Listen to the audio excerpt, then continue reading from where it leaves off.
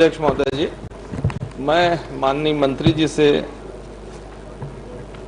जानना चाहता हूं और दूसरा विषय ये भी है अध्यक्ष महोदय जी, इस पे पायलट के संदर्भ में अजय चंद्राकर जी ने किया था, मंत्री जी ने उनको जवाब दिया था। करीब करीब लगभग 34 करोड़ रुपए हमने प्लेन में खर्च हुए हैं और ये इसलिए हुए हैं कि पायलट की कमी के कारण पे पायलट की कमी को बताया गया है और आज भी जो आंकड़े दिए गए हैं लगभग उसमें करोड़ों रुपए के खर्च हुए हैं माननीय अध्यक्ष महोदय जी। और माननीय मंत्री जी ने से निवेदन है कि जो आपने पायलट की कमी किया और आपने प्रक्रिया भी किया, भर्ती की प्रक्रिया भी किया, तो प्रक्रिया करने के बाद कितने लोगों का सिलेक्शन हुआ था और किसको आपने वेटिंग लिस्ट में दिया था? पहला एक प्रश्न है, माननीय मुख्यमंत्री जी इसका जवाब दें। और क्या वो अगर वो छत्तीसगढ़ के हैं तो ये भी बता दीजिएगा और वेटिंग लिस्ट में किसको आपने दिया है उसको भी बता दीजिएगा। माननीय अध्यक्ष महोदय, पायलट के भर्ती की प्रक्रिया में बताया गया जिसमें कमेटी बनी थी और कमेटी के माध्यम से साक्षात्कार भी लिया गया था और उसके बाद अध्यक्ष महोदय चूंकि ये न्यायालय में विचाराधीन है और इस कारण से ये प्रक्रिया भी रुकी हुई है। माननीय इसलिए गया कि ये जो चयन प्रक्रिया है वो दोषपूर्ण रहा, भेदभावपूर्ण रहा है।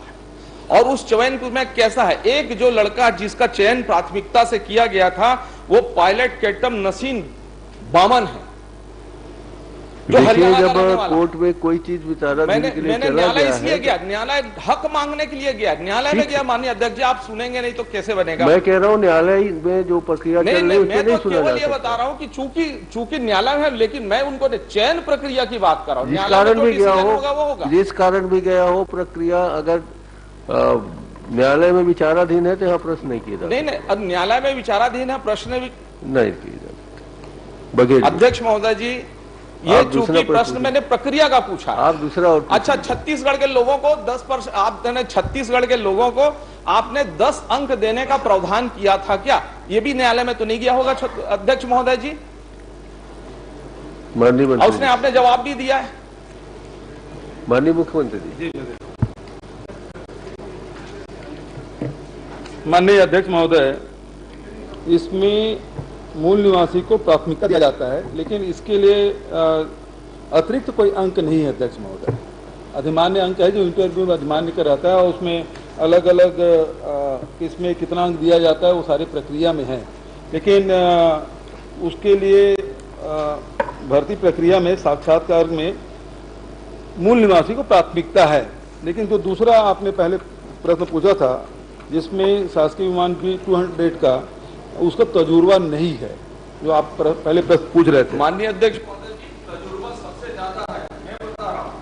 तो कैप्टन जिसका चयन हुआ है उसको 3,529 घंटे का अनुभव है और ये भी एक सीनियर पायलट है जिसको 6,988 घंटे का अनुभव है और ये बोइंग